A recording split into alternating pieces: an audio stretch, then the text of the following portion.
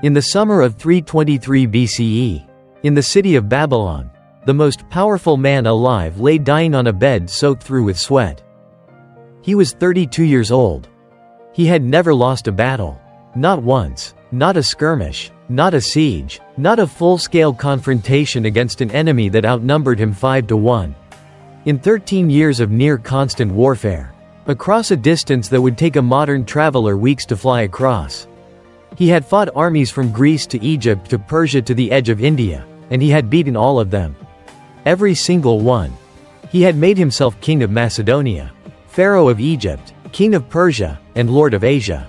He had founded more than 20 cities that still bear his name. He had forced some of the most ancient and formidable civilizations on earth to bow before a man who was, at the time of his greatest victories, younger than most graduate students are today. He believed himself to be the son of a god, and there were people, educated, serious, powerful people, who believed him.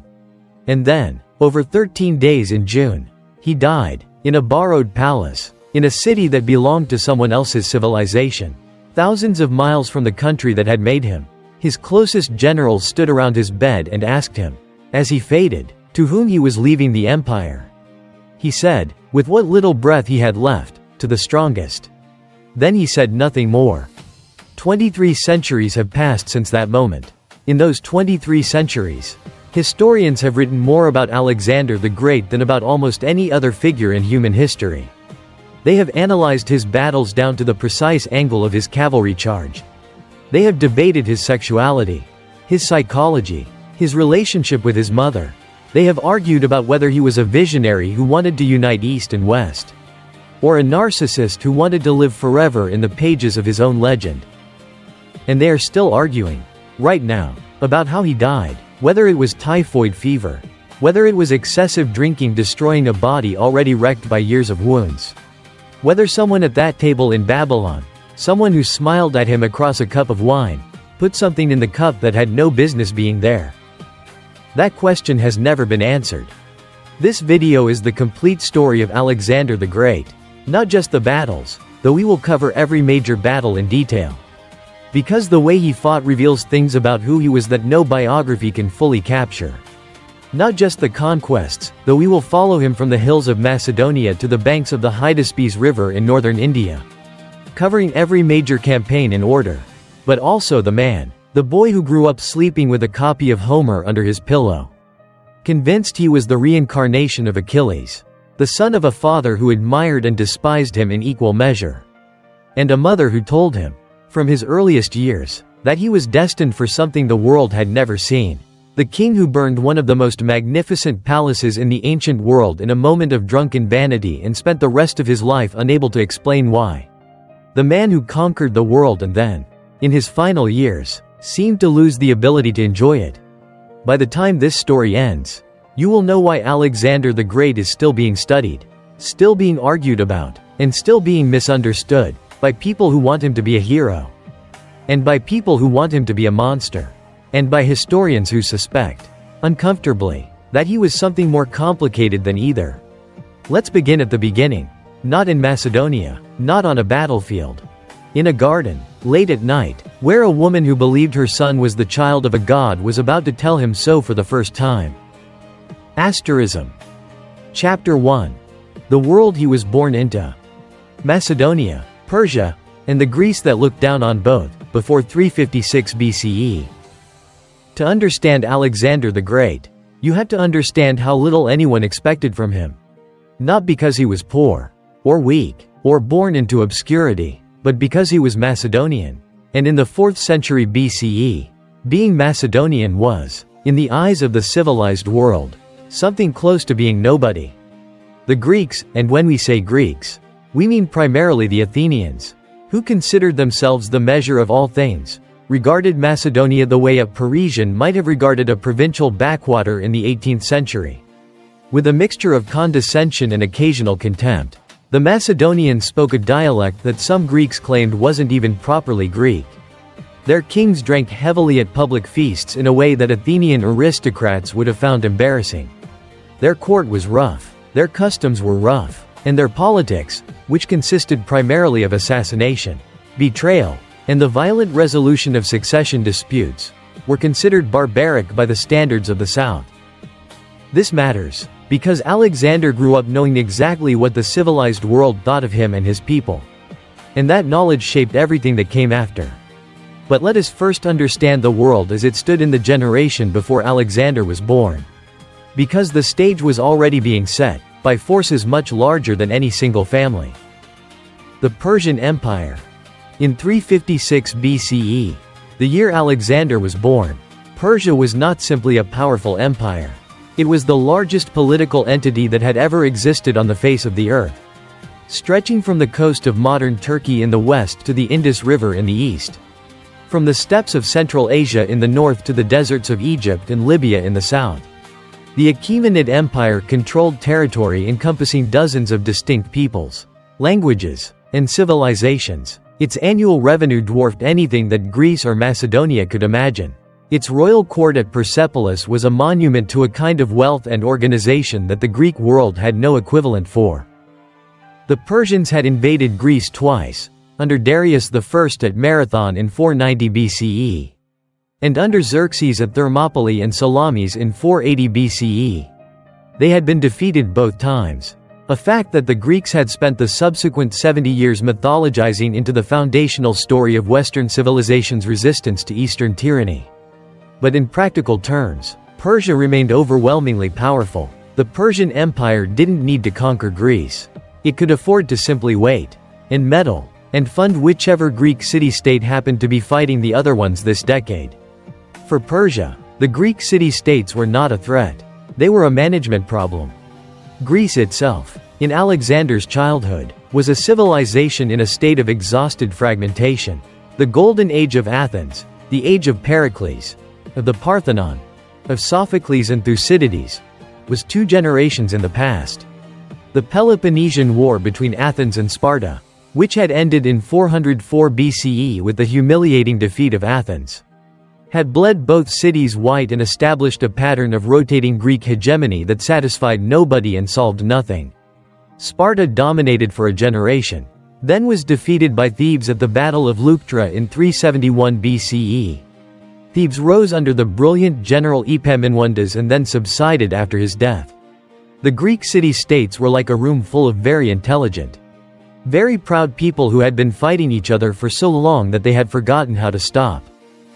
Into this fragmented, exhausted, brilliant, self-absorbed world came Philip II of Macedonia. Philip was Alexander's father, and he deserves far more attention than he usually receives. Because it is genuinely impossible to understand Alexander without first understanding Philip. Philip II was one of the most gifted political and military minds of the ancient world. He had spent 3 years as a hostage in Thebes as a young man, studying under Epaminondas himself, watching and absorbing the military innovations that had made the Theban sacred band the most feared infantry force in Greece. He returned to Macedonia at 23 years old, the memory of everything he had learned intact and the determination to use it burning quietly in him. Over the next 20 years, Philip transformed Macedonia from a rough, frequently invaded kingdom on the fringes of the Greek world into the dominant military power in the entire eastern Mediterranean. He did it through a combination of tactical innovation, relentless diplomacy, and a willingness to use whatever tools were available: bribery, marriage, betrayal, and when necessary, the most effective army Greece had ever seen. His innovation was the sarissa, a pike 6 meters long, roughly twice the length of the standard Greek spear, that, when held by a disciplined phalanx of infantrymen, created a wall of bronze points so dense that cavalry could not penetrate it and opposing infantry could not reach the men holding it. The Macedonian phalanx, armed with the sarissa, was essentially invulnerable from the front. The trick was to hold the front, pin the enemy, and then deliver the decisive blow from the flanks with the companion cavalry, the elite horsemen that Philip, and later Alexander, led personally in battle. This combination, the anvil of the phalanx and the hammer of the cavalry, would become the most effective military system in the ancient world. Philip invented it, Alexander perfected it. By 338 BCE, Philip had achieved what no Greek leader had managed for generations: the effective unification of the Greek city-states under Macedonian leadership. cemented by his decisive victory at the Battle of Chaeronea, where an 18-year-old Alexander commanded the cavalry on the left wing and shattered the Theban sacred band, the finest infantry force in Greece, in his first major military engagement. The boy was ready, the army was ready, the political structure was ready. And then Philip was murdered. Alexander was 20 years old. Asterism. Chapter 2. The Making of a King. Olympias, Aristotle. And the boy who slept with Homer under his pillow, 356 to 336 BCE.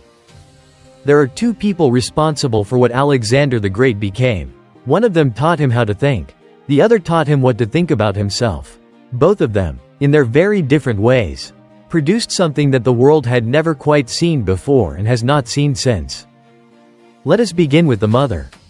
Olympias of Epirus was, by any measure, one of the most formidable women of the ancient world, a category that, in the 4th century BCE, carried its own particular dangers. She was the daughter of a king of Epirus, a region to the west of Macedonia that was itself considered semi-barbaric by the Greeks, which gave her a certain kinship with Philip's Macedonia and also a certain lack of the social constraints that might have limited a woman of more conventional background. She was intensely religious, specifically devoted to the ecstatic cults of Dionysus and Orphism, traditions that involved snake handling, nocturnal rituals, and a spiritual intensity that made even the Macedonian court, which was not especially squeamish, occasionally nervous.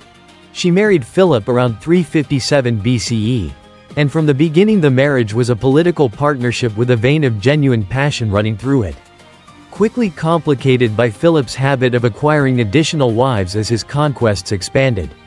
In the ancient Macedonian world, polygamy among kings was accepted and even expected. Each new wife represented a new alliance with a new territory. But Olympias was not a woman who accepted being one among several with equanimity. She was ferociously protective of her son's position as Philip's primary heir, and she was willing to use whatever means were available to her to protect it. What she gave Alexander, beyond protection and ambition, was a story. The story went like this: the night before her wedding to Philip, Olympias had a dream, or perhaps a vision, or perhaps something else entirely, in which a thunderbolt struck her womb and ignited a fire that burned without consuming her. She interpreted this as the touch of Zeus. The king of the gods had chosen her, and the child she was carrying was not Philip's son alone, or perhaps not Philip's son at all. He was the son of the divine. Whether Olympias actually believed this, or whether she constructed it as a useful political narrative to elevate Alexander above Philip's other children, or whether some combination of genuine mystical conviction and calculated politics produced the story, we cannot know. What we can know is that she told Alexander. She told him early, and she told him often, and she told him with the complete conviction of a woman who did not deal in half measures. And Alexander grew up with this knowledge installed at the core of his identity. The way a foundation is installed before the house is built. He was not quite like other men. He was owed something that other men were not owed. And the world, when it did not recognize this, was simply wrong. This is not a small thing. This is the psychological architecture of everything that followed. Now the teacher. In 343 BCE, when Alexander was 13 years old, Philip II did something that reveals, as clearly as anything else in the historical record, that for all his other failings as a father, he understood that his son was not ordinary. He hired Aristotle. Aristotle was at that point not yet the towering figure of Western philosophical tradition that he would become. He was a 41-year-old scholar from Stagira in northern Greece, a former student of Plato's who had been passed over for leadership of Plato's academy and had spent the intervening years in Asia Minor studying marine biology and pondering what would become some of the most influential philosophical works in human history. Philip brought him to Macedonia and installed him as Alexander's personal tutor at a place called Mysa, a garden sanctuary about 50 kilometers from the Macedonian capital of Pella. For 3 years, Alexander and a small group of his companions, young men who would later become his generals, his trusted officers, the core of the Macedonian high command, studied with the greatest mind of the ancient world. What did Aristotle teach him? The question is almost too large to answer briefly. Philosophy.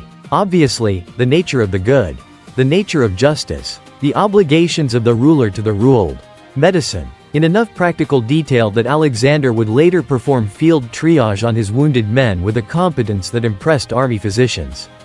Rhetoric, which Alexander would deploy with extraordinary effect throughout his career, addressing his troops before battle with speeches that we have only in summary but which clearly had the power to make men who were exhausted and far from home and sometimes terrified decide again and again to follow him further. Literature. And here the course changed the shape of Alexander's inner life in ways that no military training could have produced.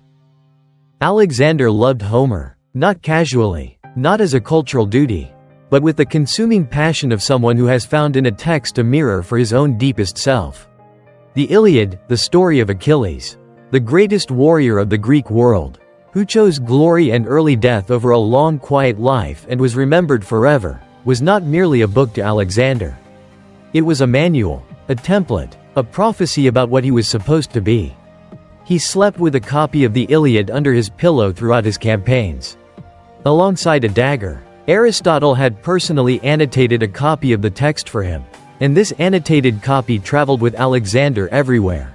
When he reached Troy at the start of his Persian campaign, the first thing he did was run to the tomb of Achilles, lay a wreath upon it, and declare that Achilles was fortunate to have had Homer to make his name immortal. The envy in that observation, the wish to have his own Homer, his own immortalizer, is transparent and revealing. He wanted to be Achilles. He wanted the glory that Achilles had, and the fame, and the immortality, and he wanted it with the specific intensity of a young man who had been told since childhood that he was destined for it. What Aristotle added to this combustible mixture was discipline and curiosity.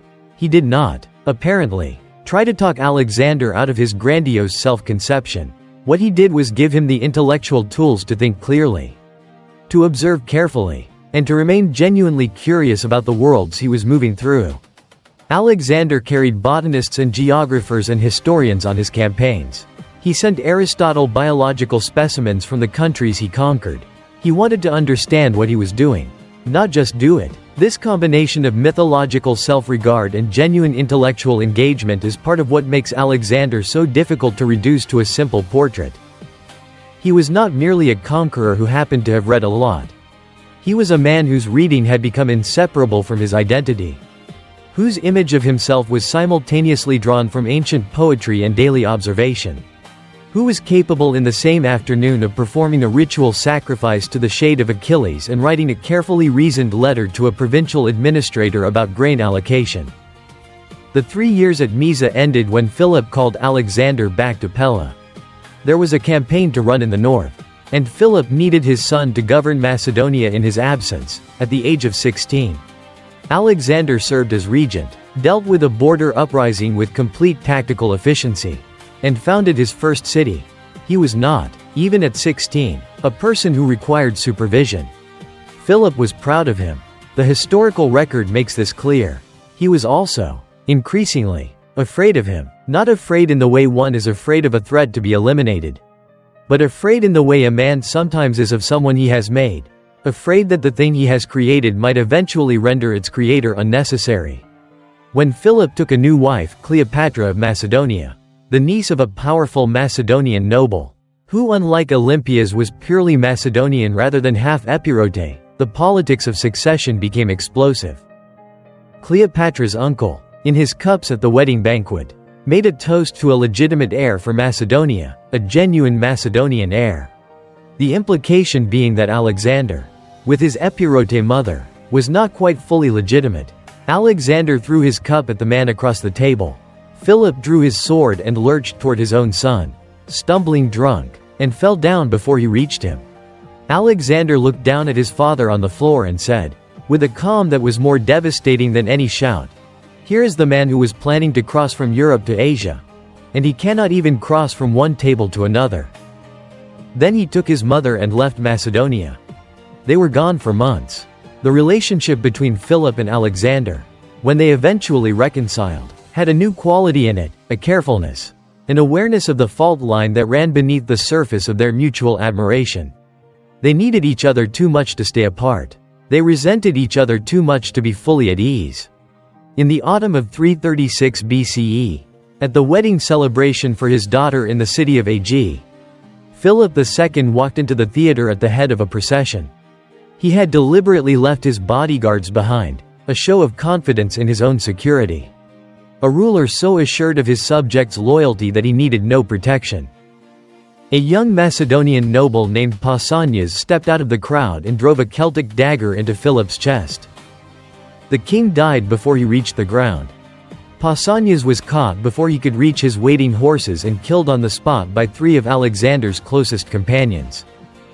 In the confusion and grief and violence of the next 72 hours, 2 things became clear. First, the question of who had sent Pausanias, and why, a question that has occupied historians ever since. With some fingers pointing toward Olympias, some toward Darius of Persia who had motives to destabilize Macedonia, and some toward Alexander himself. Who had the clearest gain from the succession and who ensured, very quickly and very thoroughly, that every other claimant to the Macedonian throne was dead within days.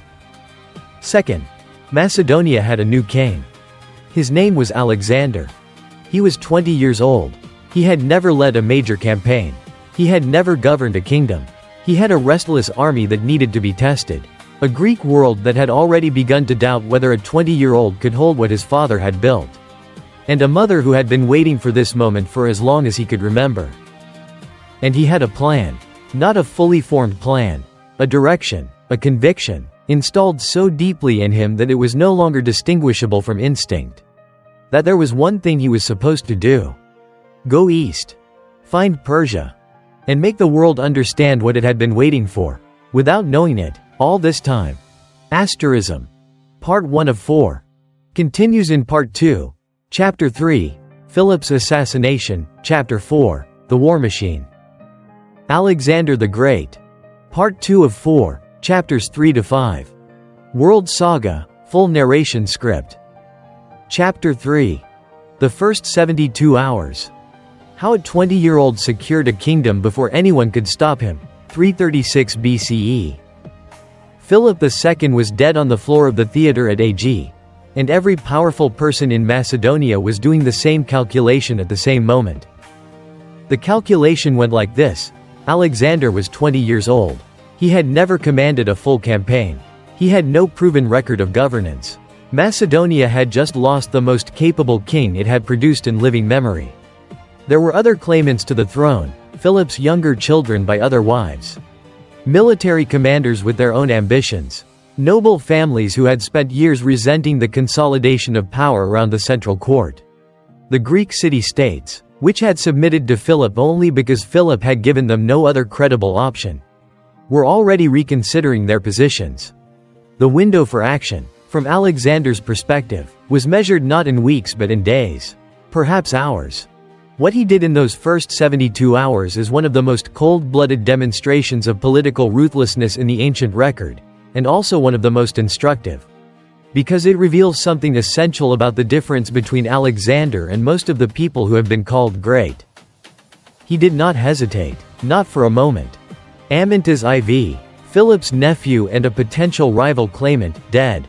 Attalus, the uncle of Philip's new wife Cleopatra, whose toast at the wedding banquet had nearly started a family war. Alexander sent orders to have him killed in Asia Minor, where he was leading a Macedonian advance force. The orders were carried out. 2 infant sons of Philip by other wives, dead. Their mothers exiled or worse. The precise details are disputed by ancient sources.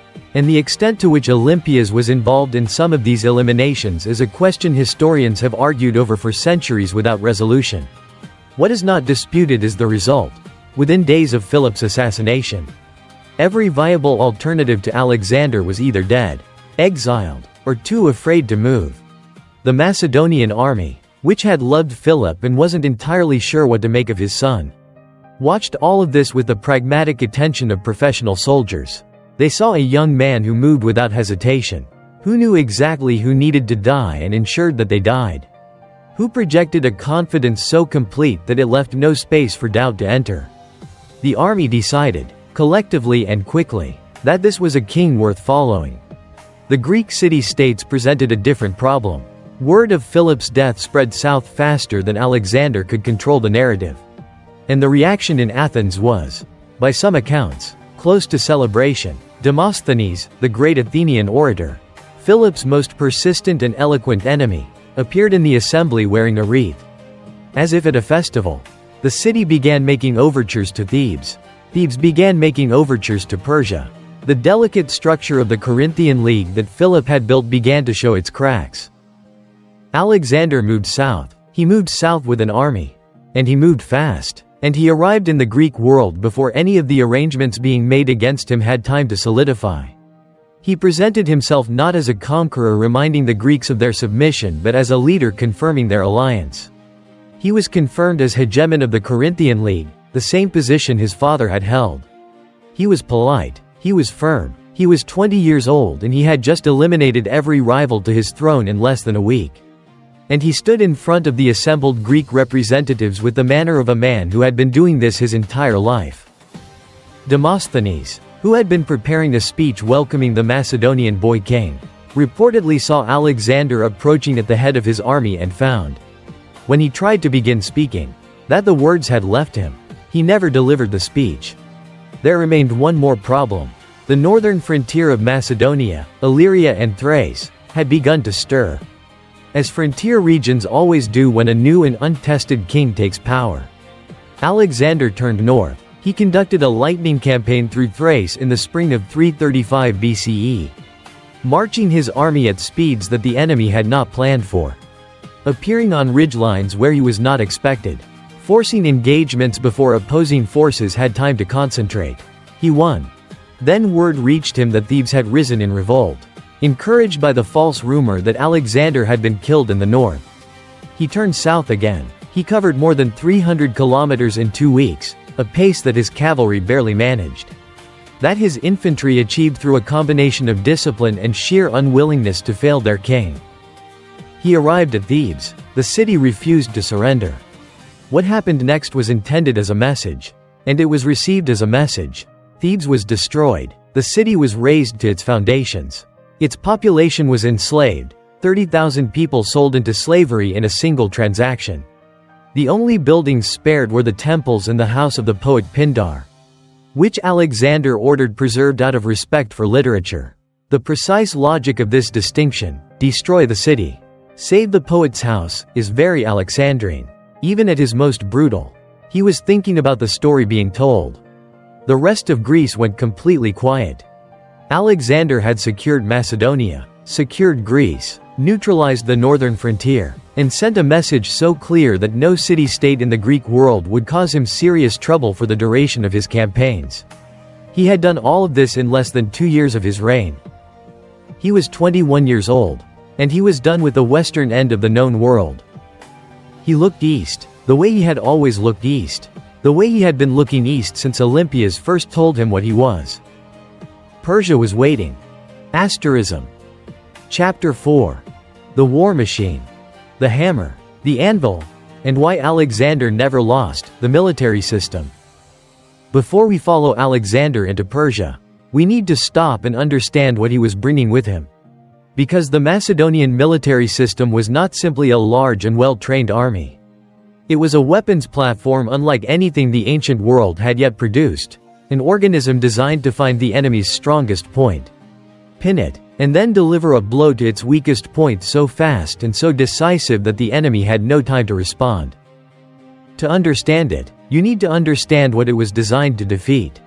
The dominant military paradigm of the Greek world was the hoplite phalanx, heavy infantry soldiers in bronze armor, standing shoulder to shoulder, shield overlapping shield, advancing in a mass that was nearly impossible to break from the front. Greek warfare had evolved around this formation for 2 centuries. It was slow. It required flat ground. It needed both sides to essentially agree to fight in the same way. And it was devastatingly effective within those constraints. Philip had observed all of this from Thebes and drawn a simple conclusion. If you could avoid the front, the phalanx was just a large group of slow men in heavy armor. His answer was the Sarissa phalanx, Macedonian infantry carrying pikes 6 meters long, arranged so that the pikes of the first 5 ranks all extended beyond the front of the formation. No opposing infantry could reach the men holding them. No cavalry could charge into a wall of bronze points without suicidal losses. The Sarissa phalanx could hold any position it occupied against any frontal assault. It was the anvil. The hammer was the companion cavalry, the heteroi, the king's companions, the finest heavy cavalry in the ancient world. These were not soldiers who fought at a distance, throwing javelins and retreating. They were shock cavalry, trained to charge at full speed directly into the enemy formation at the critical moment. To find the gap or create the gap and drive through it. To shatter the coherence of an enemy force with the sheer kinetic violence of horses and armored men moving at speed.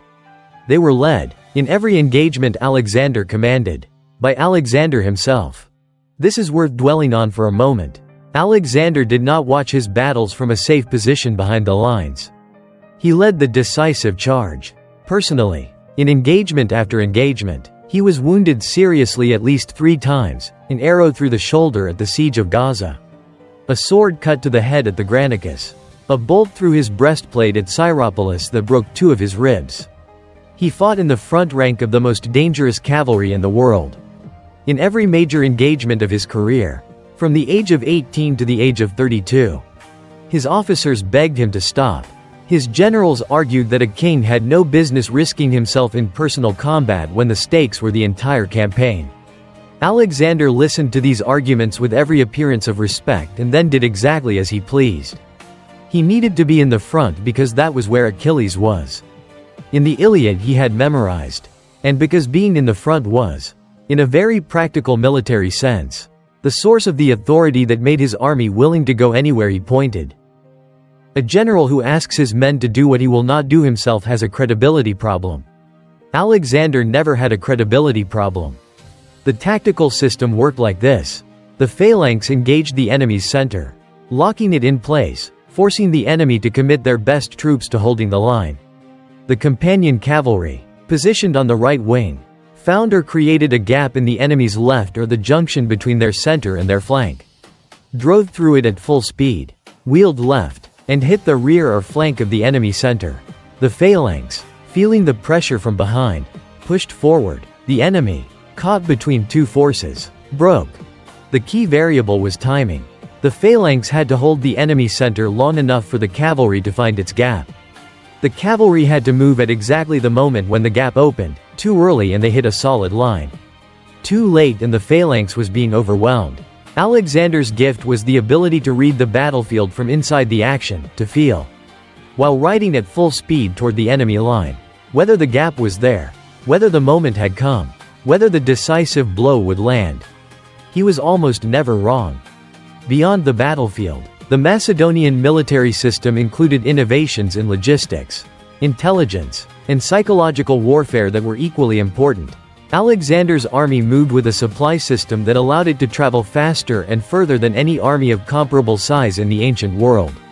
He carried engineers, physicians, surveyors, historians, and scientists. He maintained a network of informants and diplomatic contacts that gave him intelligence about enemy dispositions before he arrived at the battlefield. And he had internalized, from Philip's example and from his own 3 years at Mysa learning about human nature from Aristotle, a psychological understanding of his enemies that was as important as any tactical innovation. He knew that an army that has never lost believes it will never lose. And that this belief is both an asset and a vulnerability. He knew that cities offered terms before the siege and cities that resisted after were worth destroying publicly and completely. Because the story of what happened to the city that resisted was the most effective recruiting tool for surrender that existed. He knew that fear, managed correctly, was a force multiplier. He also knew, and this distinguishes him from almost every other conqueror of comparable scale, that fear alone was not sufficient to hold what he was building. He would need something else. He would need people to believe, not just submit, and for that, he would need to be something more than a military commander. He would need to be, in the fullest sense of the word available to the ancient world, a king of kings. He was about to go get that title. Asterism. Chapter 5. The Persian Campaigns. Granicus, Issus, and the man Alexander could never quite catch, 334 to 331 BCE. In the spring of 334 BCE, Alexander led an army of approximately 47,000 men across the Hellespont, the narrow strait of water that separates Europe from Asia, and into the Persian Empire. He did it in the most theatrical way imaginable. He stood at the prow of his ship as it crossed the water, wearing full armor, and hurled a spear into the Asian shore as he approached. The gesture was not accidental. In the language of Macedonian tradition, driving a spear into ground was how you claimed it. He was announcing, before he had set foot on the continent, that Asia was spear-won territory that belonged to whoever was strong enough to take and hold it. Then he went to Troy. He went to Troy before he fought a single Persian. He went to the tomb of Achilles and laid a wreath on it and ran naked around it, as was the custom for honoring heroes. His companion Hephaestion laid a wreath on the tomb of Patroclus, Achilles' beloved companion, a gesture whose symbolism was understood by everyone present. Alexander was declaring, before the campaign had properly begun, the mythological register in which he intended to operate. This was not merely a military expedition to avenge the Persian invasion of Greece a century and a half before. This was the continuation of the Trojan War. He was Achilles. He was coming home. The first serious engagement came almost immediately, at the Granicus River in modern northwestern Turkey. The Persian satraps of the region had assembled a force of roughly 40,000 men, including a significant contingent of Greek mercenary infantry, to block Alexander's advance. They positioned themselves along the far bank of the Granicus, a river running fast with spring snowmelt, with the plan of using the river crossing as a killing ground. Any force attempting to cross under fire would be disordered and vulnerable. Alexander's experienced generals, including the veteran Parmenion, counseled caution. Wait until morning, they said. Let the men rest. Cross when the light is better and the bank is less defended. Alexander thanked them for the advice and ordered an immediate attack. He led the charge himself, directing the companion cavalry obliquely into the river to force a crossing at an angle that disrupted the Persian defensive line. The fighting in the river was close and vicious. Alexander was unhorsed at one point, his helmet split by a Persian sword, and was saved from death by Clitus the Black, one of his companions, who cut off the arm of the Persian, raising a second blow. Alexander remounted and continued fighting. By the time the battle was over, the Persian force had been shattered and the first great engagement of the Persian campaign had been won. He was 21 years old and had just opened the door to Asia. Over the next 2 years, Alexander moved through the western edge of the Persian Empire with a speed and decisiveness that the Persian administrative system could not respond to.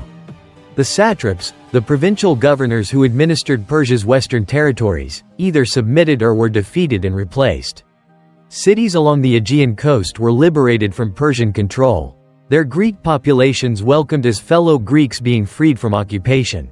Alexander was careful to present himself not as a conqueror but as a liberator, restoring democracy to cities that had lived under Persian-backed oligarchies, a framing that served him strategically even as it contained a genuine element of Macedonian and Greek cultural solidarity.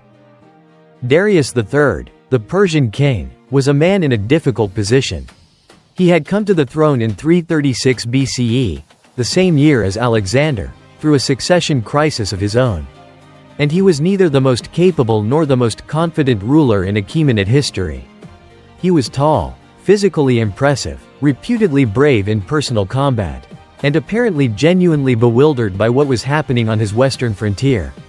His satraps had told him the Macedonian army was manageable.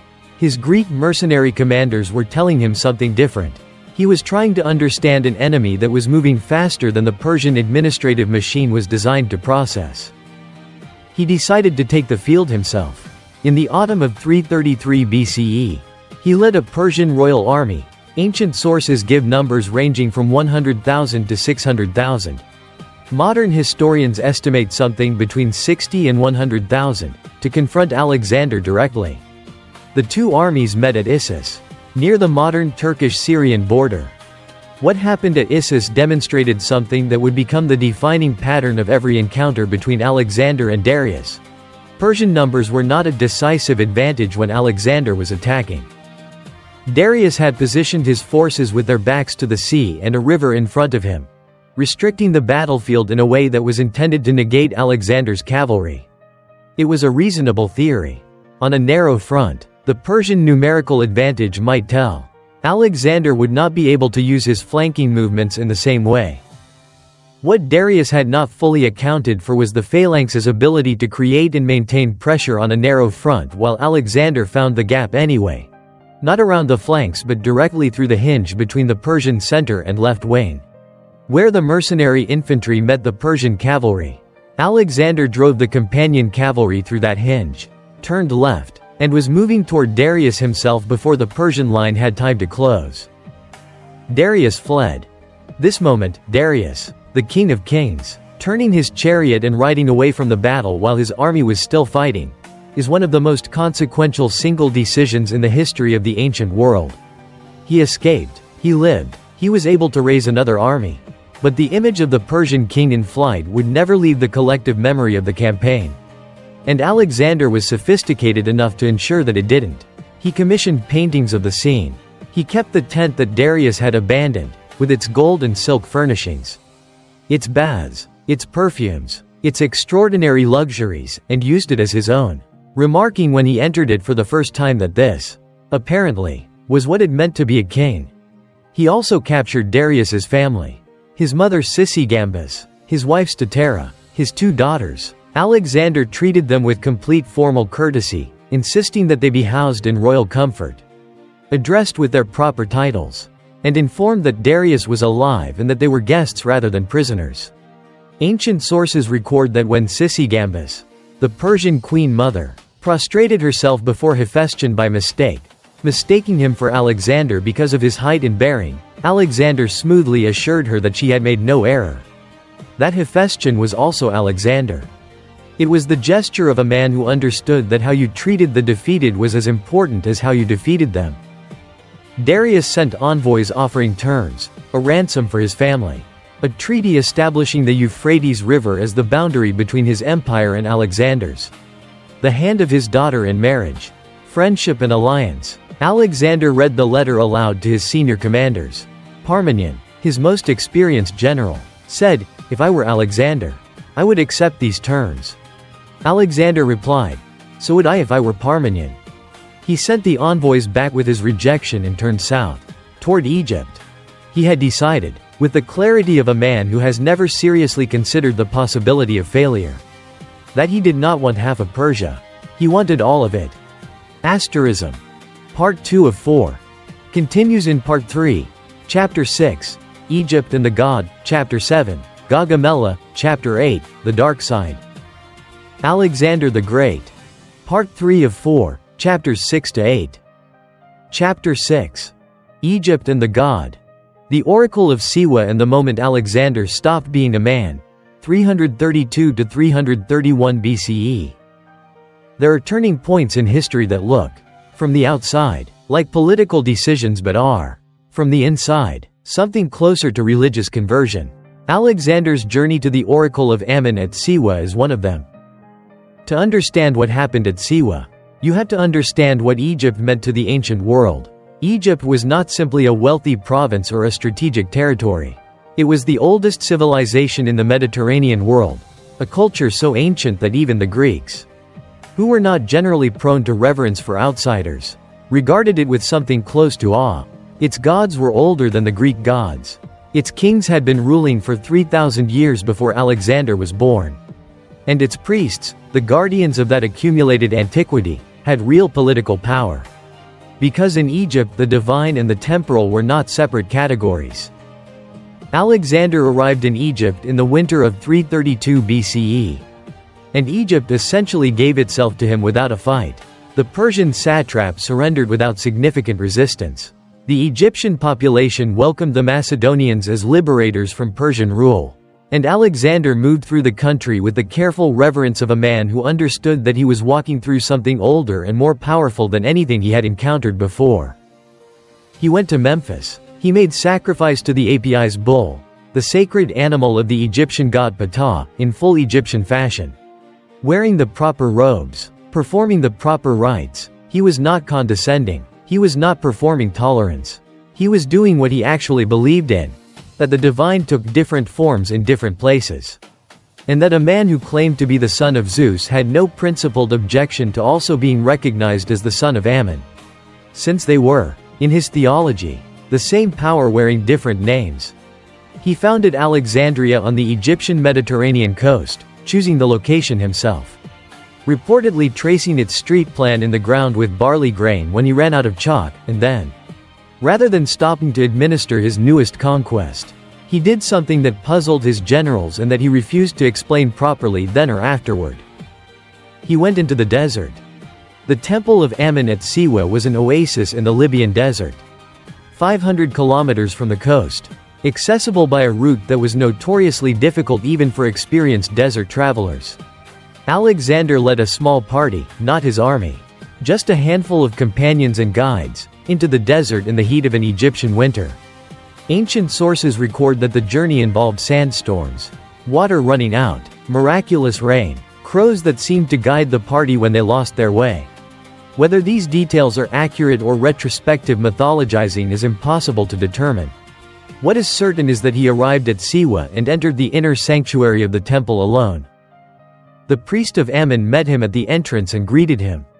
In the Egyptian tradition for addressing the pharaoh, as the son of a god, son of Ammon-Ra, the sun god, the father of kings, Alexander went inside. Whatever questions he asked the oracle, and whatever answers he received, he took out of the temple with him and never fully disclosed to anyone. He wrote a letter to his mother Olympias saying that he had received answers to his questions but that he would tell her when they were together in person. Because some of the answers could not be committed to writing, he never saw Olympias again. What we know is what changed after Siwa. The change was subtle at first and then, over the following years, increasingly explicit. Alexander began referring to Ammon as his father, not as a political formality or a diplomatic courtesy, but with the directness of a man stating something he believed. He began to behave as if the distance between himself and the divine was not a gap to be bridged through military achievement but a fact already established. He had gone into the desert as a 24-year-old king who believed he was special. He came out as a man who believed he was something that did not have a fully adequate word in any language available to him. His officers watched this transformation with the unease of people who were very comfortable following a brilliant general and considerably less comfortable following a god. The unease would grow. But in the spring of 331 BCE, there was a war to finish. And the war required the entirely human quality of tactical genius. And on that front Alexander continued to deliver without apparent difficulty. Darius III had spent the intervening year and a half rebuilding his army.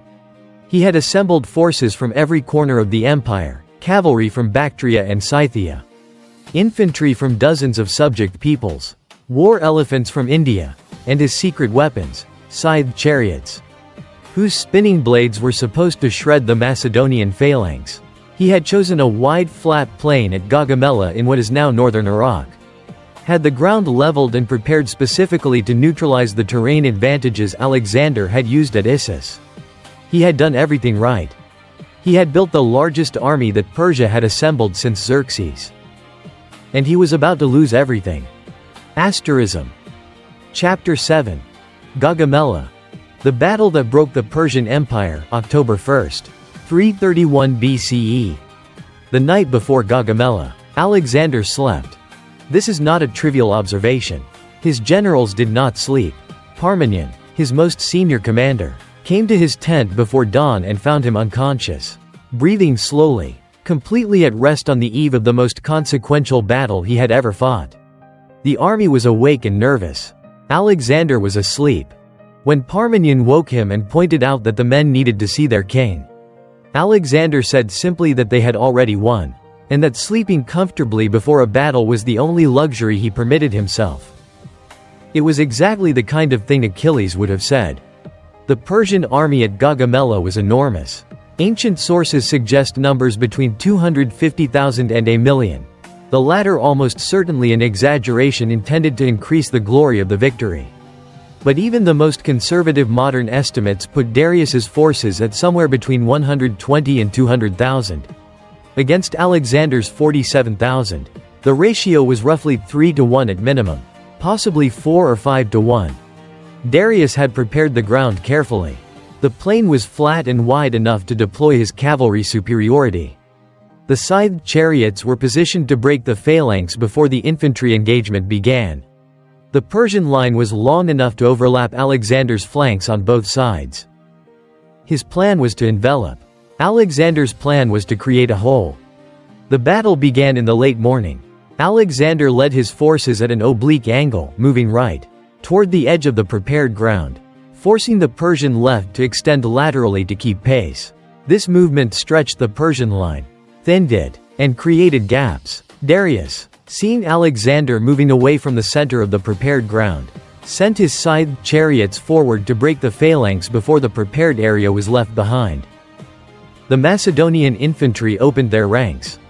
The chariots drove through the gaps between the Macedonian soldiers, who stepped aside and then closed behind them, and were destroyed by the rear ranks and the javelin men. Not a single Macedonian infantryman was killed by a scythed chariot at Gaugamela.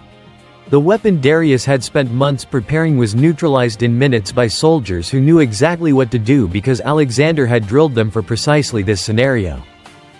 Then Alexander saw what he had been waiting for. A gap had opened in the Persian line, between the Persian cavalry that had shifted right to chase his oblique movement and the infantry of the Persian center. The gap was perhaps 200 meters wide. It lasted for perhaps 30 seconds before the Persian commanders noticed it and began to close it. Alexander drove the companion cavalry directly at it. 40 years later, old men who had been at Gaugamela described what happened next with the involuntary precision of people who have witnessed something that burned itself into memory. Alexander at the head of the companions. A wedge formation driving at full gallop through the gap in the Persian line. The wedge penetrating into the Persian rear. Alexander turning left, toward Darius. Darius, for the second time, seeing the Macedonian king coming toward him through the dust and the chaos. For the second time, Darius fled.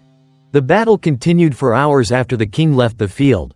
The Persian army was enormous and parts of it fought well, but its outcome was determined in the moment Darius turned his chariot. An army that watches its king run away asks itself a question that has no good answer. The question is, if he believes it is lost, is it lost? The answer, at Gaugamela, was yes. Babylon surrendered without a fight. The ancient city opened its gates to Alexander and the population lined the streets.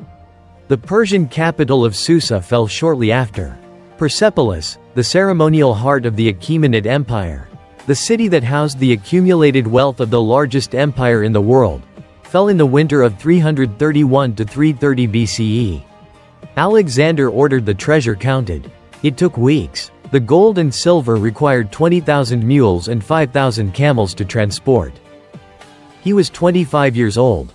He had conquered the Persian Empire. And there was one piece of unfinished business. Darius III, the king of kings, was running. He was somewhere in the east, in Bactria, still nominally the king of an empire that Alexander now sat in the capital of. Alexander pursued him with the same relentless momentum he had applied to every other military objective of his career, covering ground at a pace that exhausted everyone around him. He was close, sometimes within days, and then, in the summer of 330 BCE, he arrived at a place on the road east and found Darius's abandoned baggage train. And then he found Darius himself, lying in a cart, stabbed through repeatedly by his own nobles, killed by Bessus, the satrap of Bactria, who had decided that a king in flight was a liability and that murdering him might buy favor with the approaching Macedonian. Alexander arrived to find Darius already dead. The man he had chased across half the world was lying in a cart with multiple stab wounds, still wearing his royal robes, killed by his own court rather than defeated by his enemy. Alexander covered the body with his own cloak. It was not sentiment, or not only sentiment, it was politics of the most sophisticated kind. By honoring the dead Persian king, Alexander was announcing that he considered himself Darius's legitimate successor, not a foreign conqueror but the next king of kings. The ruler who had avenged the Achaemenid dynasty against the traitor Bessus. He would eventually hunt Bessus down and have him executed with Persian royal ceremony, as befitted the murderer of a king. The Persian Empire was over. Alexander was its heir, and the man he had been chasing was dead before he could be caught. leaving Alexander in possession of everything without the closure of a final confrontation. He would spend the rest of his life trying to fill that gap with more conquest. Asterism. Chapter 8. The Dark Side. Burning Persepolis, killing Clitus, and the man who started to believe his own legend, 330 to 327 BCE. When you read the histories of Alexander, there is a point, roughly corresponding to the fall of Persepolis and the death of Darius, where the narrative changes texture. Before this point, the story moves with the clarity and momentum of a great military campaign, clear objectives, decisive engagements, forward motion. After this point, the story becomes murkier, more psychological, more disturbing. The victories continue. Alexander does not stop winning battles, but something in the man who is winning them is changing. And not always in ways that the people around him can follow. The first sign came at Persepolis itself. Persepolis was the ceremonial capital of the Achaemenid Empire, not the administrative center or the commercial hub, but the place where the Persian kings held their great festivals, received delegations from across their empire, and stored the most sacred treasures of their civilization. Its palaces, its audience halls, its treasury were among the architectural wonders of the ancient world. They had stood for nearly 2 centuries. They would stand for another 2 centuries after Alexander left, or at least part of them would. In the late winter of 330 BCE, at a banquet in the palace of Xerxes, Alexander burned it down. The exact circumstances are disputed by ancient sources. Some say it was a deliberate political decision, that burning the palace of the king who had burned Athens 150 years before was a symbolic completion of the Panhellenic mission that had been the stated justification for the entire campaign. Some say a courtesan named Thais, one of Alexander's companions, threw the first torch and the army joined in as the wine flowed. Some say it was a combination of both, that the political rationale was real, and that the wine made the timing feel right in a way it might not have felt sober. What all the sources agree on is that Alexander regretted it the next morning.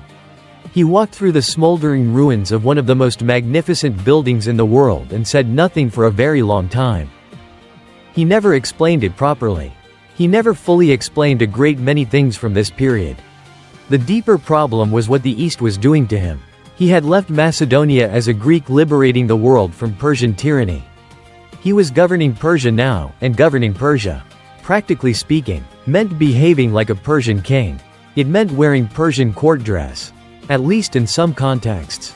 It meant adopting Persian administrative practices, Persian court protocol, Persian customs. It meant treating the Persian aristocracy as the valuable administrative class they were, rather than as conquered enemies to be replaced.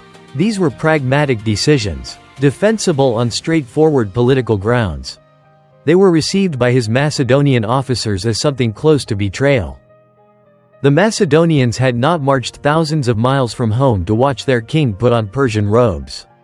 They had not spent years in the field to be expected to perform the proskinesis, the formal prostration that Persian subjects performed before their king, before a Macedonian. The idea that Alexander wanted proskinesis from Greeks and Macedonians was so offensive to their cultural values that even the most loyal of his companions resisted it.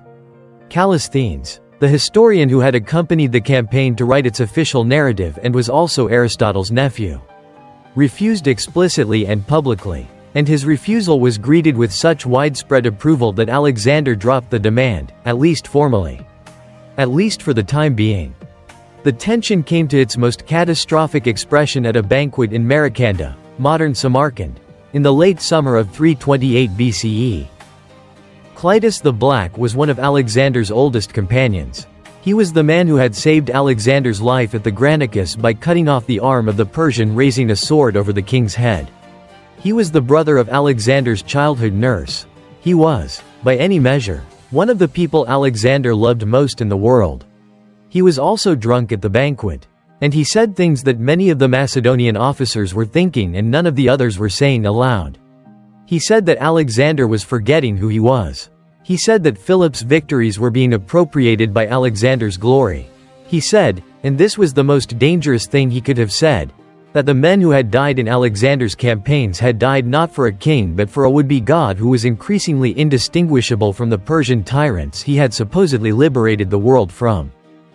Alexander, also drunk, threw an apple at him and then reached for a spear. The people at the table intervened. Alexander was pulled away. He was still screaming. Clitus, rather than leaving, rather than doing the thing that would have saved his own life, kept talking. He quoted Euripides. He quoted a line from a Greek tragedy about how it was wrong for generals to take credit for victories won by their soldiers. Alexander got his hands on a spear. The sources disagree on exactly how it happened. Some say he snatched it from a bodyguard. Some say he found one leaning against the wall.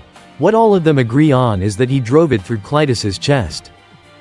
The room went completely silent. Alexander stood over the body of the man who had saved his life. The man he had just killed. And the full weight of what he had done descended on him with a completeness that his companions described as total.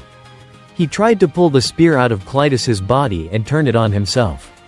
He was physically restrained. He was taken to his tent. He did not come out for 3 days. He did not eat. He said nothing except, when he finally spoke, to repeat Clitus's name. The army waited outside his tent and did not know what to do. Eventually his philosophers came to him and argued that a king could not be held to the same standard as a private man. That the divine and the semi-divine operated under different moral frameworks. And Alexander emerged from his tent looking like a man who had been ill for a very long time but was now functioning again. He never fully recovered from it. The death of Clitus sits in the middle of his biography like a wound that closes over on the surface and never heals underneath. He continued to campaign, continued to win, continued to display the same tactical brilliance and physical courage that had defined his career. But something had changed in the quality of his certainty. The man who had slept peacefully before Gaugamela now sometimes lay awake. The man who had laughed at his general's caution now sometimes snapped at them. The man who had seemed, for the first decade of his reign, to be genuinely incapable of error now made decisions that his most trusted advisors found difficult to follow. He was 28 years old. He had governed 3 continents. He had destroyed the largest empire in the world.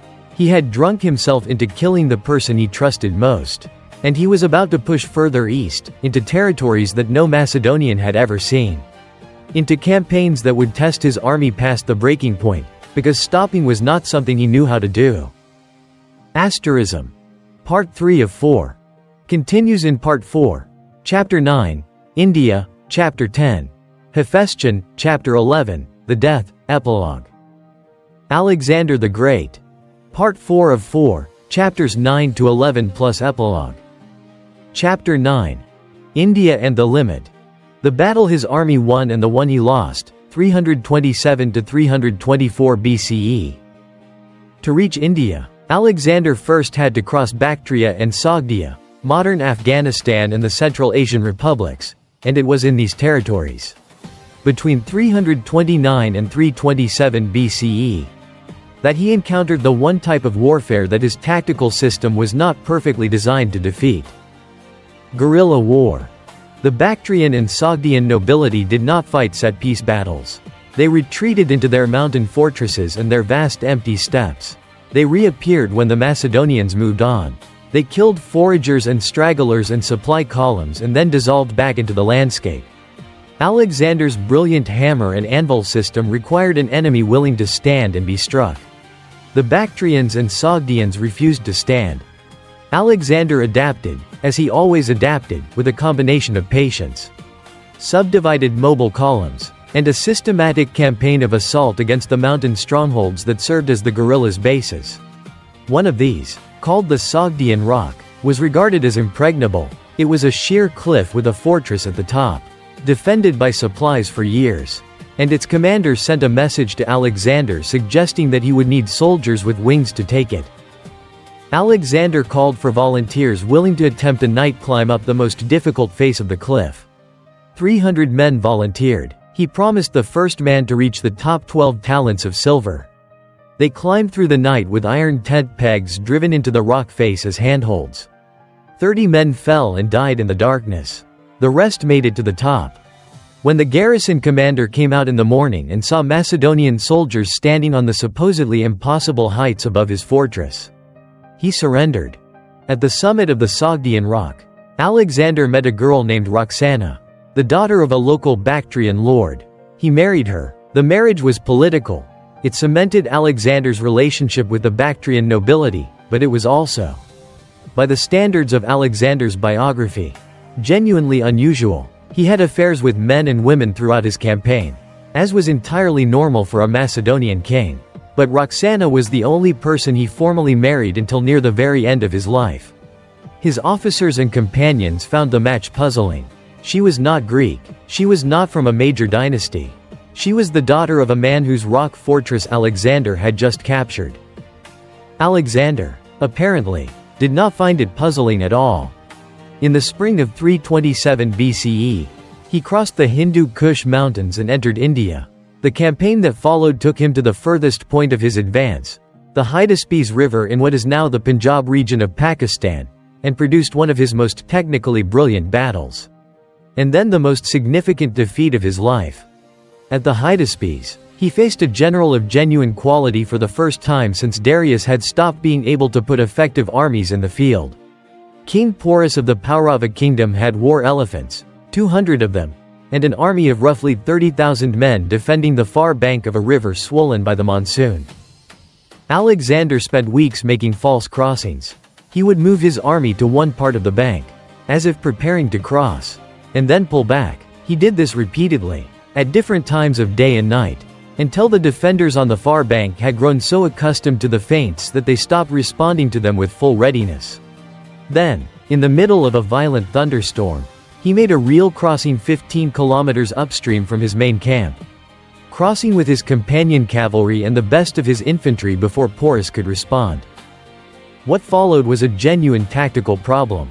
War elephants do not respond to the phalanx the way infantry does. Horses will not charge directly at elephants. The Macedonian cavalry could not simply ride through Porus's line the way they had ridden through every Persian line. Alexander's solution was to use his cavalry to fix the Indian cavalry on the flanks, prevent it from reinforcing the center, and then attack the elephant line with his light infantry, peltas and Agrianian javelin men, targeting not the elephants but their mahouts. Without their handlers, war elephants became as dangerous to their own side as to the enemy. The battle was brutal and confused, but Alexander won it. Porus himself, wounded multiple times, refused to surrender until Alexander sent another Indian king to request his capitulation. When Porus was brought before Alexander, Alexander asked him how he wished to be treated. "Like a king," said Porus. Alexander restored his kingdom to him and added territory to it. The gesture was characteristic of the best of Alexander, of the version of him that understood that respect given to a worthy opponent was not weakness but policy. Then Alexander pointed east and said they would continue. And his army said no. They said it through the accepted Macedonian mechanism for military descent. They sat down. They sat in their tents and they refused to move. Not in mutiny exactly, they did not threaten violence. They did not attempt to depose their king, but in exhausted, collective refusal. They had been marching for 8 years. They were thousands of miles from home. They had heard, from local informants, about the kingdoms that lay further east, kingdoms larger than Persia, with armies that made Porus's force look small. The monsoon had soaked everything they owned. They wanted to go home. Alexander was furious. He spent 3 days in his tent hoping that the army's mood would shift, that someone would come to him and say the men had changed their minds. Nobody came. He emerged from the tent and told his generals that he was going forward regardless and that anyone who wanted to go back was free to do so, but that they should tell their children and grandchildren that they had left their king to go forward alone. His generals, many of them veterans of Philip's campaigns who had followed Alexander since he was a boy, told him with as much gentleness as the situation permitted that his army would not follow him, that they would follow him anywhere he was willing to lead, back west, north, south, but not east, not further east. Alexander went back into his tent. He did not come out for 2 days. When he emerged, he announced that they would turn back. He had been defeated, not by an enemy army, but by the exhaustion and the longing for home of the men he loved. He built 12 enormous altars on the bank of the Hydaspes, monuments to mark the furthest point of the advance, and then he turned his face west for the first time in his life. The journey back was deliberately punishing.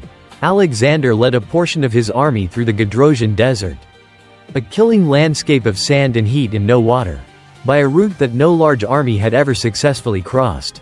Thousands of men died. Ancient sources suggest that the army lost more soldiers in the Gedrosian desert than in any single battle of the campaign. Whether Alexander chose this route as a genuine strategic necessity or as a form of penance for turning back, or as something else entirely. A final test of loyalty. A punishment for the refusal at the Hydaspes, historians have debated for centuries without consensus. He came out of the desert thinner and quieter than he had gone in. He had been gone from the familiar world for nearly a decade. He had lost Bucephalus, his horse, his companion since childhood, the animal he had tamed as a boy when nobody else could, to wounds suffered at the Hydaspes. He had buried him and named a city after him. He was 31 years old. He was coming back to an empire that had spent years being governed by regents who had, in his absence, done what powerful men do when the principal authority is far away. He had a great deal of administrative correction to perform, and he was about to suffer the loss that would, finally, break the part of him that nothing else had been able to break. Asterism. Chapter 10. Hephaestion. The death that broke Alexander, 324 BCE. Hephaestion had been there from the beginning. Not from the beginning of the campaign, from the beginning of Alexander. He was the companion from childhood, the friend from Mysa, the boy who had studied with Aristotle at Alexander's side and whose life had been inseparable from Alexander's for as long as either of them could remember. He had been at every major engagement. He had commanded his own forces with competence and loyalty. He had stood beside Alexander at Troy and laid the wreath on the tomb of Patroclus, the gesture understood by everyone present as the announcement of what their relationship was. The mirror of Achilles and his beloved companion. Whether Hephaestion and Alexander were lovers in the modern physical sense is a question the ancient sources are not consistent on, and that reflects, in part, the very different boundaries between friendship, love, and sexuality that existed in the ancient Greek world. What the sources are entirely consistent on is this: there was no one in Alexander's life who mattered more. Not his mother, who had shaped his conception of himself from birth. Not his generals, who had followed him to the edge of the world.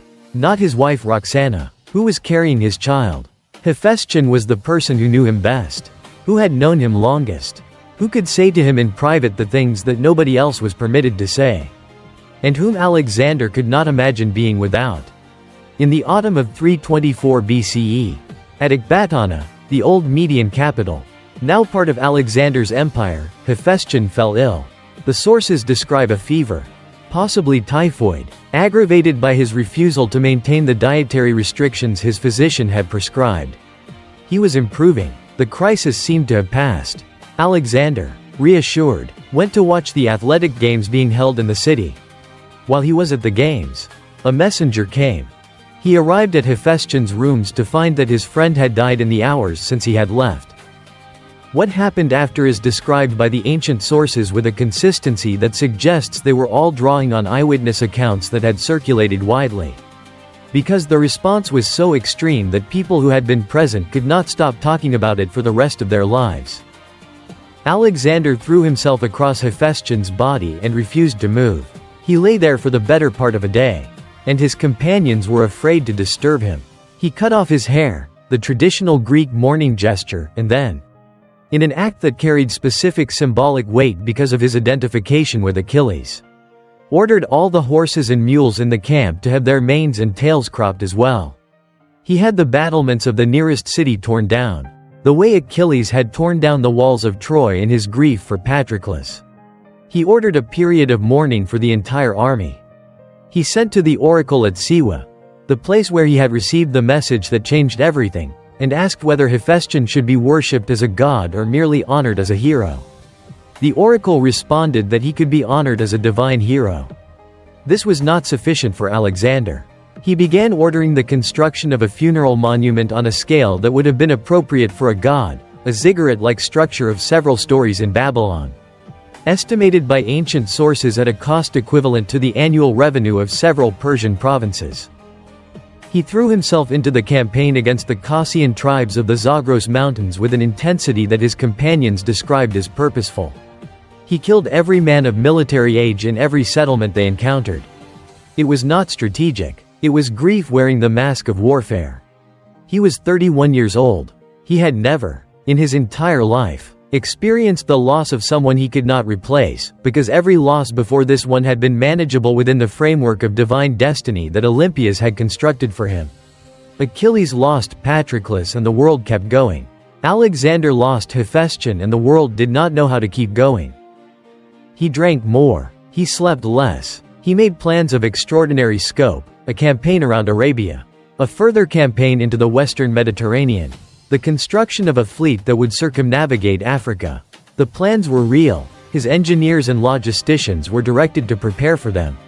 Whether they reflected genuine strategic vision or the restless energy of a man who could not be still with his own grief is impossible to know from the inside.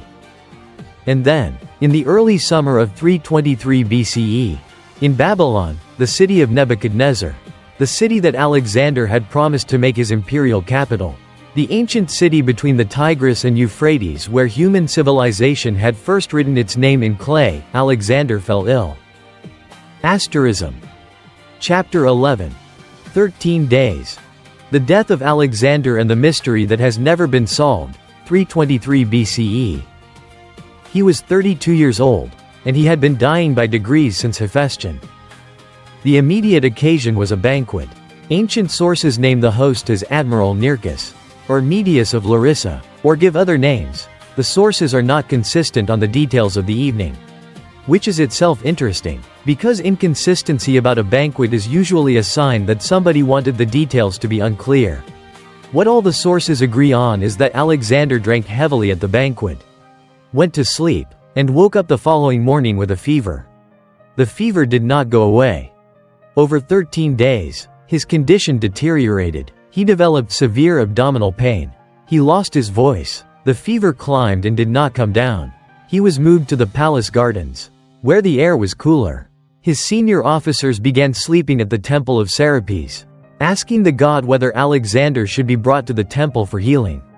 The god, the sources record, said no, he should stay where he was. By the 9th day, he could no longer speak. He could not stand unassisted. When his army, the men who had followed him from Macedonia to the edge of India and back, who had watched him lead every cavalry charge, who had seen him bleed and get up, when they heard that their king was dying, they demanded to see him. They were let in. They filed past his bed in silence.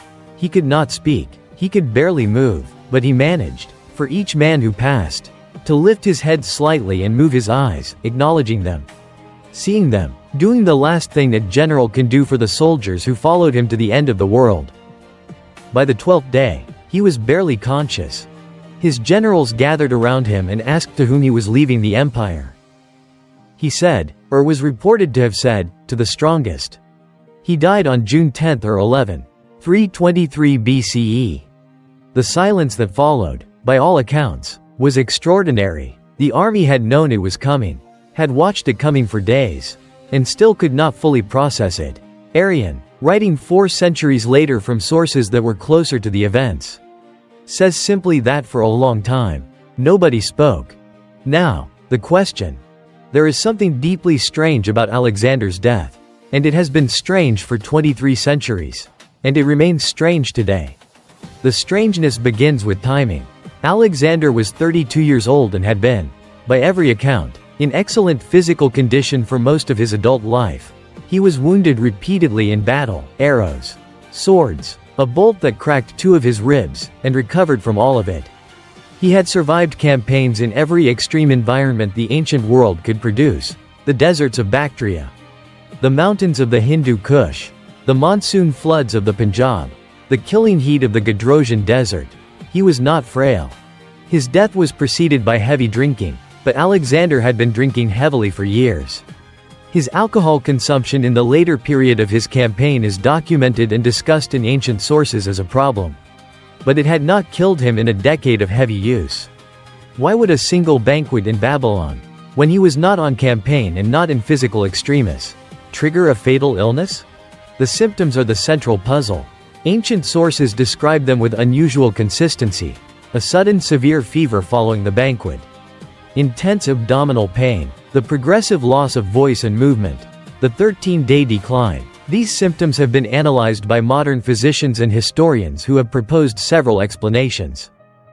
The most commonly cited is typhoid fever, caused by contaminated water or food, which could produce exactly this symptom progression and was endemic in Babylon's water supply.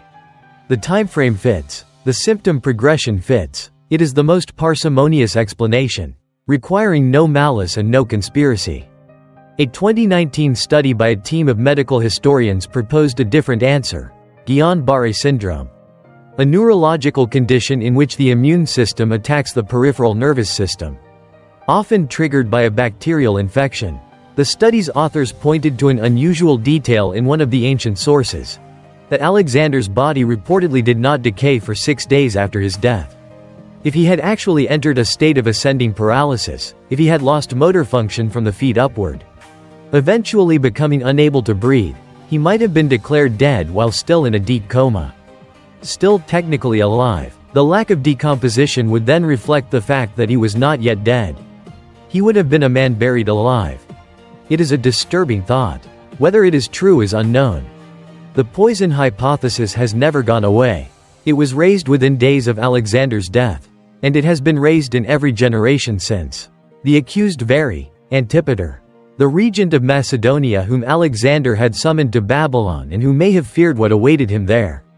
Antipater's son Cassander, who hated Alexander with a documented personal intensity. Medius of Larissa, who hosted the final banquet. The Aristotelian school, which had a grievance after Alexander executed Callisthenes. Aristotle's nephew, on charges of conspiracy. What the poison hypothesis requires is a substance that could be administered in wine and would produce a slow-acting, 13-day fatal illness, and that would not be immediately recognized as poison by Alexander's physicians.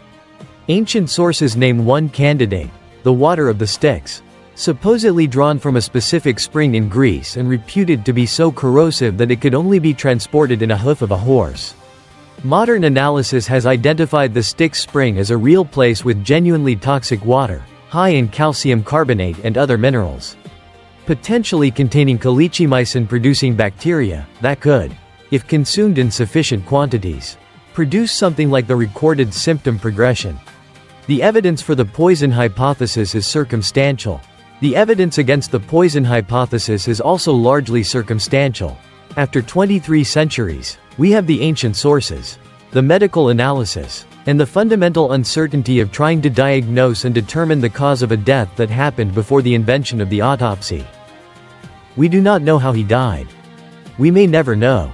What we know is that in the days and weeks after Alexander's death, the empire he had built began to dissolve. His generals, the Diadochi, the successors, who had spent years following him now spent decades destroying each other. The empire was divided, contested, fought over in a series of wars that lasted for 40 years and left no single ruler in possession of what Alexander had held. Roxana gave birth to Alexander's son shortly after his death. The child, Alexander IV, was murdered at the age of 14 by one of the competing generals. The direct line of Alexander was extinguished. The empire he had built was gone within a generation. And his name has been spoken, every single day, for 23 centuries without interruption. Asterism. Epilogue. The world Alexander made.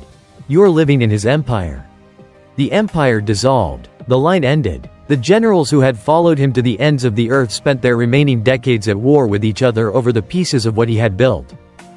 And yet, the world that Alexander left behind was not the world he had found. The world he found was a collection of largely separate civilizations, Greek, Persian, Egyptian, Babylonian, Indian, occupying their distinct geographic and cultural zones, aware of each other, trading with each other in a limited way, but essentially parallel. The world he left was something different. It was a world in which Greek had become the common language of educated people from Egypt to Afghanistan. in which the cultural models of classical Athens, its philosophy, its theater, its art, its architecture, had been transplanted into dozens of cities across 3 continents, in which the barriers between East and West, however permeable they had been before, had been permanently and irreversibly lowered. The Hellenistic world, the cultural synthesis that emerged from Alexander's conquests and persisted for 3 centuries after his death, was the environment in which the New Testament was written. In Koine Greek, the direct descendant of the Common Greek that Alexander's campaigns had spread. It was the world in which early Christianity spread, traveling along the road networks and through the urban systems that Hellenistic culture had established. The Christian Bible, which has shaped the last 2,000 years of human history more than any other text, was written in Alexander's language, in the cities Alexander built, within the cultural framework Alexander created. Alexandria in Egypt, the city he designed himself, tracing its streets in the ground with grain, became the greatest center of learning in the ancient world. Its library, at its height, held the most comprehensive collection of texts in human history. Euclid wrote his geometry there. Archimedes studied there. Eratosthenes calculated the circumference of the earth there, accurately, 2,000 years before the invention of the instruments that should have been required for the calculation. The scientific tradition of the Hellenistic world, built on the fusion of Greek, Babylonian, Egyptian, and Persian knowledge that Alexander's conquests made possible, was the foundation on which the scientific revolution of the 16th and 17th centuries eventually built. In Bactria, modern Afghanistan, Greek-style cities persisted for over 2 centuries after Alexander's death, producing a cultural fusion that modern historians call Greco-Buddhism, Buddhist philosophy expressed in Greek artistic forms. Greek philosophical concepts absorbed into Buddhist thought. The serene, idealized sculptural style that we associate with images of the Buddha, the curled hair, the meditative posture, the classical facial features, developed in the workshops of Hellenistic Bactria, where Greek sculptors applied their tradition to the imagery of a religion that had reached them along Alexander's roads.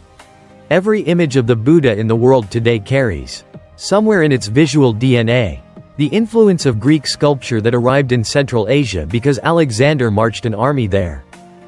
The Babylonian astronomical tradition, the mathematics of the sky that had been accumulating in clay tablets since the Sumerians. The tradition that Mesopotamian scholars had been refining for 2 millennia, was transmitted to the Greek world through the channels that Alexander opened.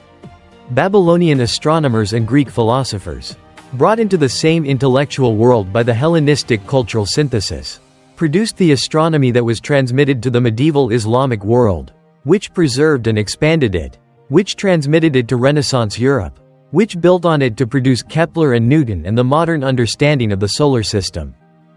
The road from the Sumerian priest watching the stars from a ziggurat platform to the Hubble Space Telescope is long. But it runs through Babylon, and through the library at Alexandria, and through the Hellenistic world that Alexander built, and through the Islamic scholars who preserved what the Hellenistic world had created. In an unbroken chain of transmission that connects a clay tablet in ancient Mesopotamia to the mathematical equations governing spacecraft in the 21st century. This is the legacy, not the battles, though the battles were extraordinary, not the political empire, which lasted less than a generation after his death, but the world that was made possible by the fact that one man, convinced since childhood that he was something exceptional, drove himself and the people around him to connect the civilizations that had been developing in parallel for 3 millennia. Was he great? The question is the oldest one in his biography and the one that never gets a satisfying answer. He killed hundreds of thousands of people, possibly millions if you count the downstream effects of his campaigns.